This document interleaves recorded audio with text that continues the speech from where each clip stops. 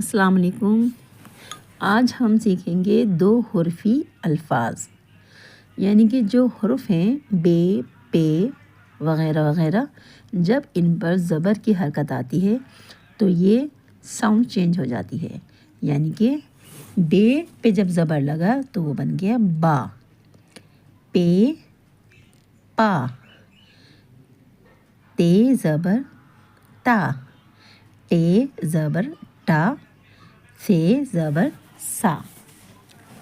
اور جب ہم 2 حروف الفاظ بناتے ہیں تو وہ اس طرح بنتے ہیں: بے سین زبر بس، بے میم زبر بم، بے زبر بب۔